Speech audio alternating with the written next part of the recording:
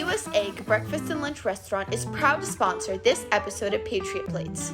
Visit us at any one of our 6 Valley locations, family owned and operated since 1986.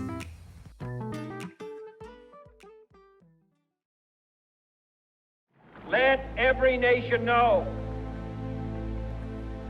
whether it wishes us well or ill, that we shall pay any price,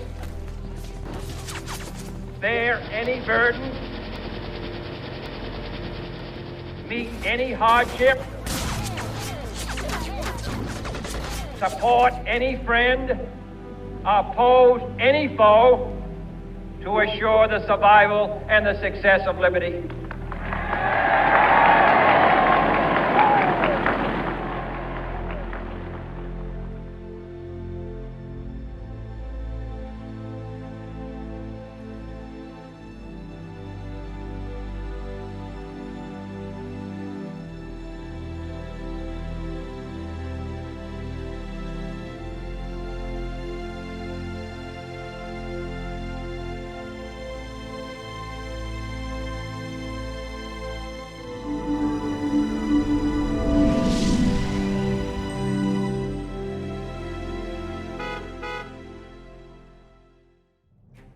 Being in the military is being a part of history.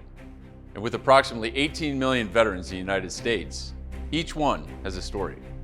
I'm Major Scott Hazing, United States Marine Corps, retired.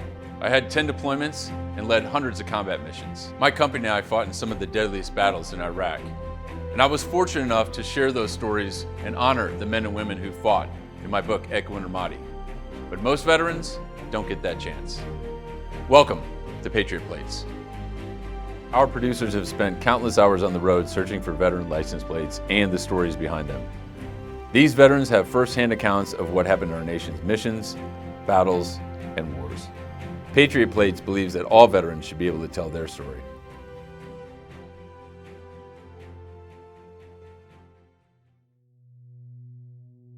My name is Frank Palamara. I served in the United States Navy during World War II. I was an ensign aboard the light cruiser USS Little Rock. When I was 17 years old, and I was in high school at the time, the Japanese attacked Pearl Harbor, and from that moment on, the United States was at war.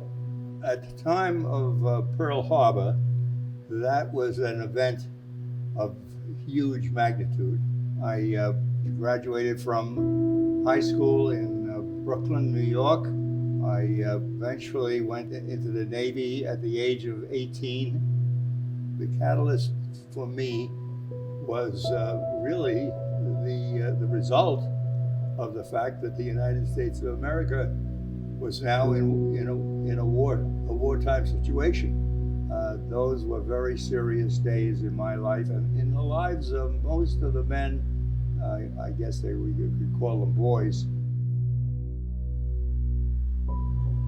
When I enlisted in the Navy, they sent me to midshipman school, where I ultimately got the commission ensign, and that was in 1945. I was assigned to the USS Little Rock as 4th Division officer. I had 90 enlisted men and a chief reporting to me, and my responsibility was port side amidships aboard the Little Rock, and I also took on the responsibility for being the catapult officer. We had scout planes aboard, and we had 5 pilots and 3 planes, and my job was to catapult these planes off the ship. If I could leave one story that impressed me most during my time in the United States Navy in that period of time, it would be the process of catapulting a live person in a live airplane off the side of that ship while the ship was actually underway. I will never forget the first time that I was responsible for the catapulting of an airplane off the side of that ship. I had the responsibility for getting them safely into the air, and there was a whole routine that I had to learn in order for that to happen safely. Once the catapult was completely checked out, once my communication with the pilot was completed, I would pull both of my hands down to my waist, and the chief gunner's mate, who was under the plane on the catapult, would then pull the trigger that ultimately shot a 5-inch shell that propelled that plane right off the side of the ship.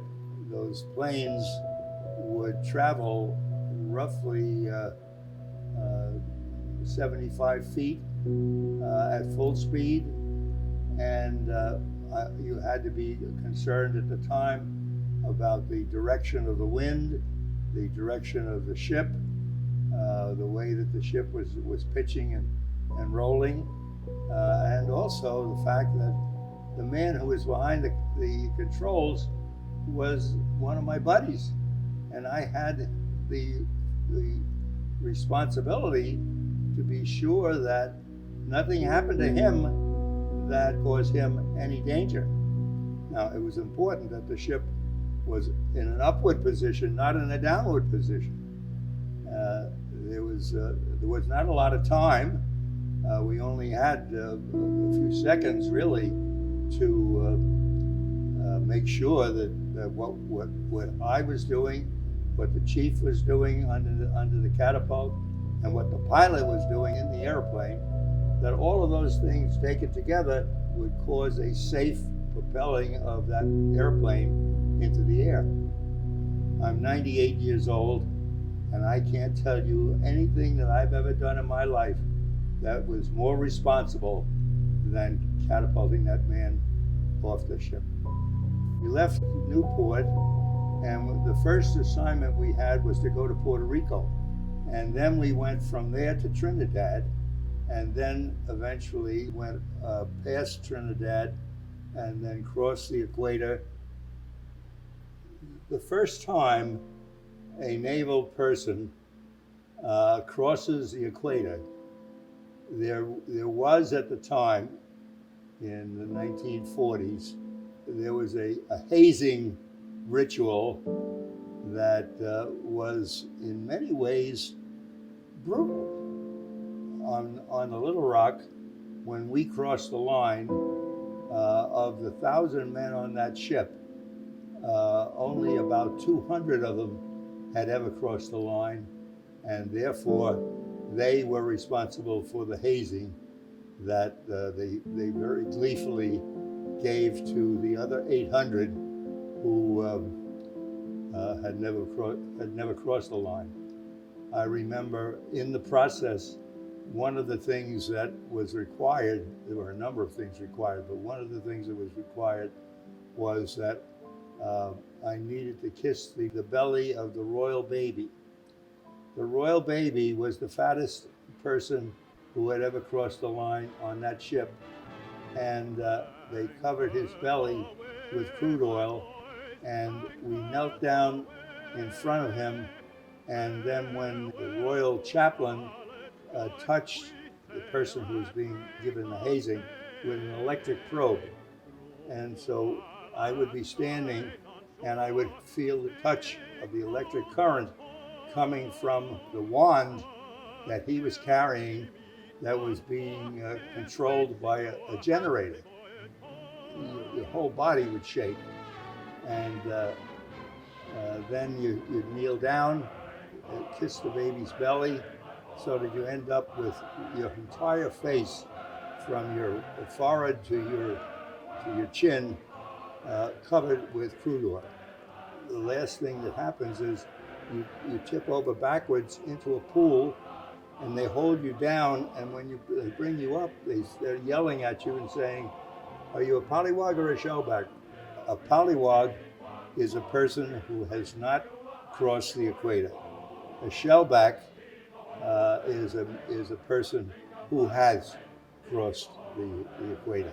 Then they threw me out, and there were at least 100 men with the piece of rope that was prepared with tape so as to make it into a club, really. And each one was trying to give you one more belt with the club. Well, you went as fast as you can, but the result was that I had blood clots on both cheeks of my rear end that were the size of grapefruits. I mean, I was not able to sit down for a month. How many years had it been going on? Probably, decades. It wasn't anything that we were angry about.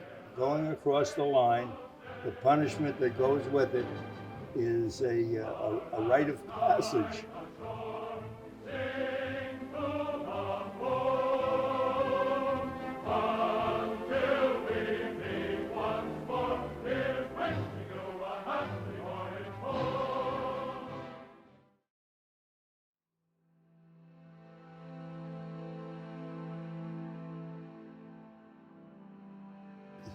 Signing up in the United States Navy was probably one of the most important things that I did at that time of my life.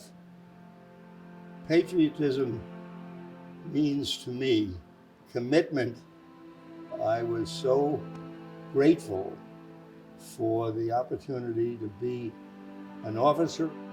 I had specific responsibilities for control of men in various capacities. Being an ensign was an honor and a privilege that I have never forgotten. I felt a lot of pride wearing the uniform of a naval officer aboard that ship.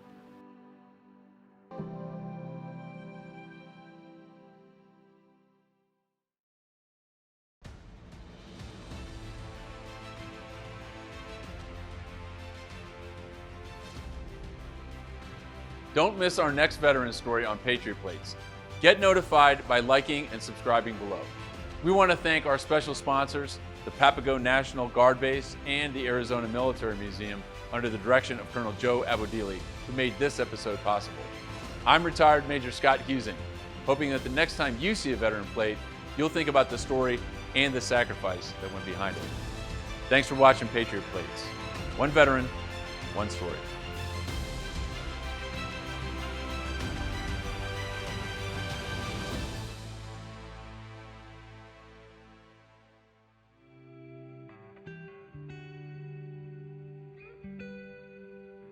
Save the Brave connects veterans through outreach programs to build strength of character.